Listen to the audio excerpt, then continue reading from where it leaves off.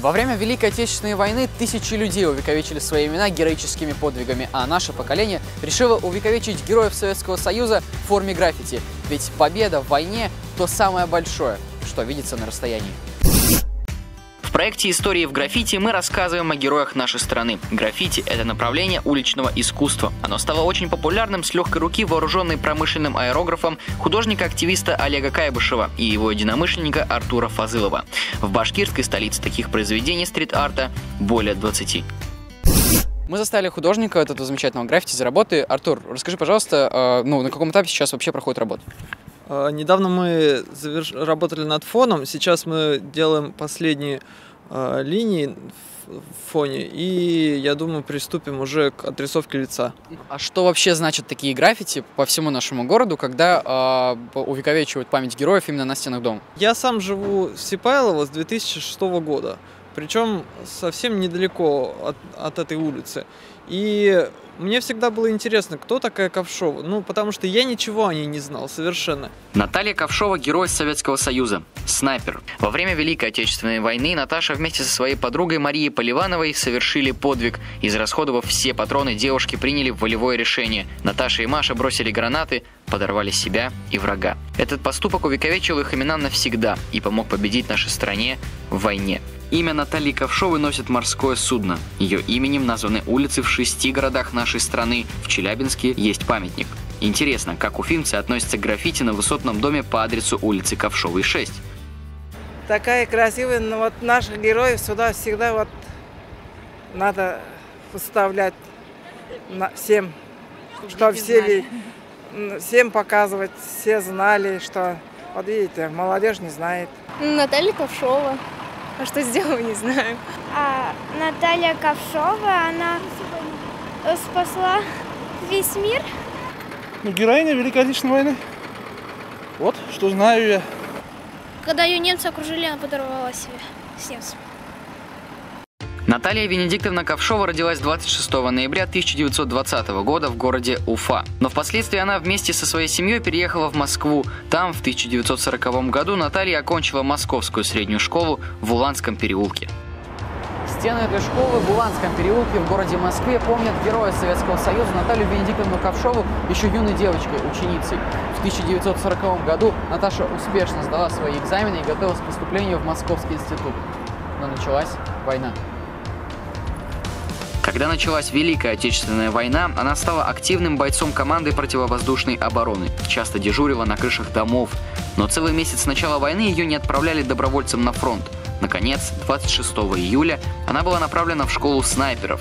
Ковшова окончила курсы и в числе лучших выпускников получила звание командира отделения и снайпера-инструктора.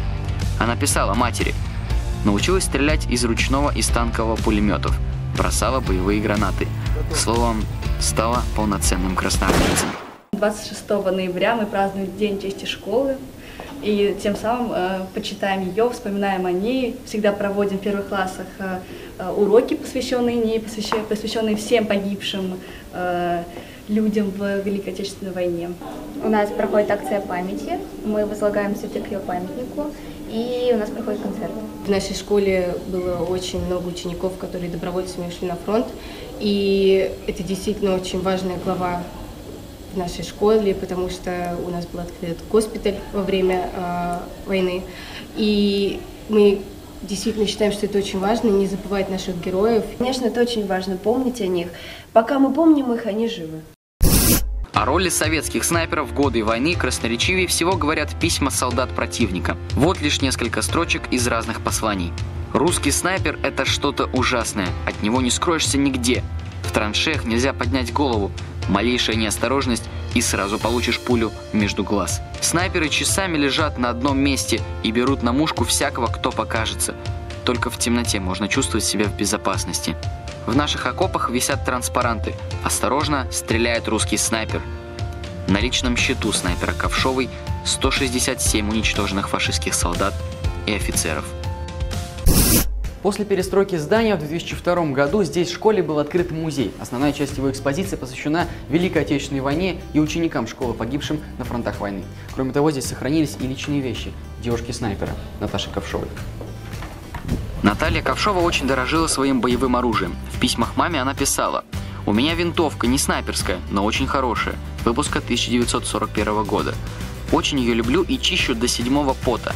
Она отвечает мне полной взаимностью и бьет в цель на отлично».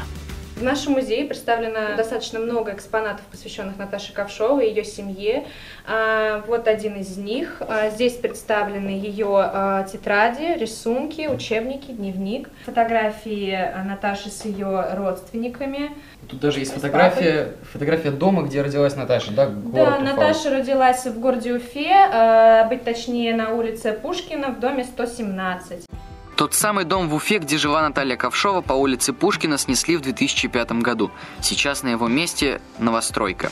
В 2008 году торжественно открыли новую памятную доску, а в этом году на другом конце города вот-вот завершится масштабная работа художника Артура Фазылова. На полотно общей площадью 330 квадратных метров он уже израсходовал 100 литров фасадной краски и 240 аэрозольных баллонов.